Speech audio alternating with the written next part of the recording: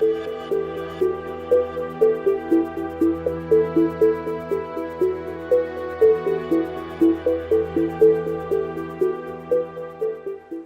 of the areas I want to touch upon is really how digital video has affected the communications and the internet in general.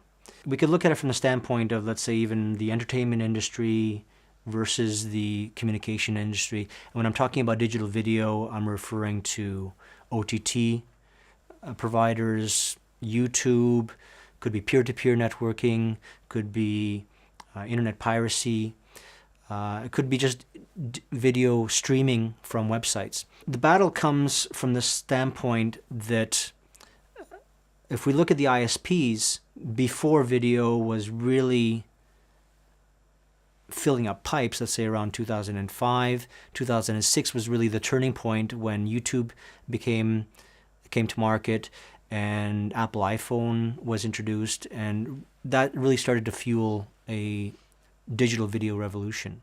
When we look at providers such as Netflix coming to market and the amount of subscribers that they're adding to their portfolio, at the moment Netflix is looking at about 40 million subscribers. They're looking at it from the standpoint that these subscribers are using that ISP connection to deliver video. As soon as they sign up for an OTT service, their bandwidth utilization can go up 6 times, 10 times, typically they were using before. So as an OTT provider incrementally adds subscribers, they can use that additional revenue to build a back-end infrastructure to support that additional streaming. While on the other side, you have an ISP which is not getting any additional revenue from those additional subscribers that an OTT provider is getting.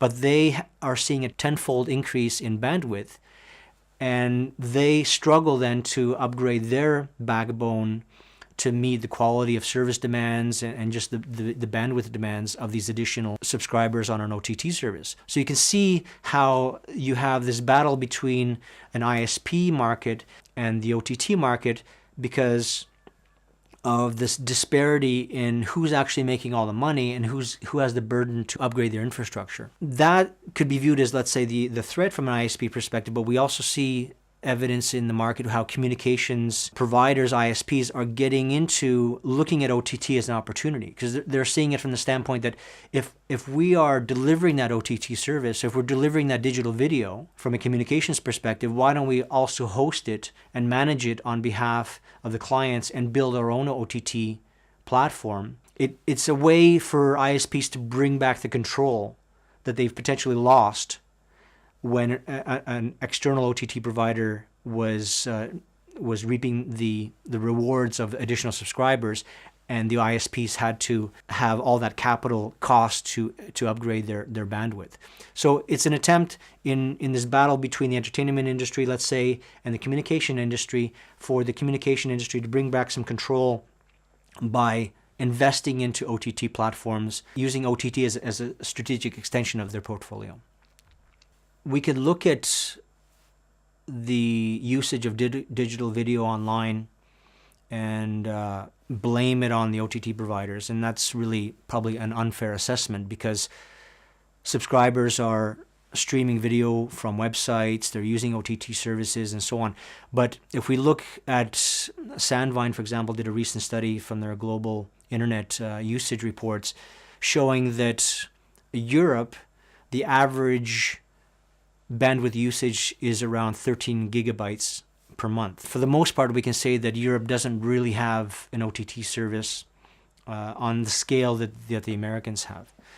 The Americans, on the other side, are utilizing around 45 gigabytes per month. And we can probably say to a certain accuracy that a lot of that is video.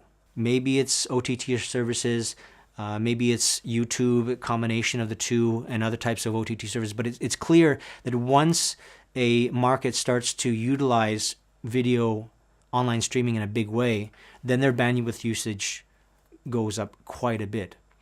We can even look at the top 1% of internet users that can use over 160 gigabytes per month in usage. In the context of bringing back control we're seeing that one of the ways to bring back control is in a form of internet governance. We're putting bandwidth caps on internet usage, and when you exceed that cap, similar to the mobile environment, then you charge more. And it's kind of a way, to some extent, to stifle large video downloads on a large scale, and that 1% that's representing so much bandwidth, not have that 1% penalize the average user.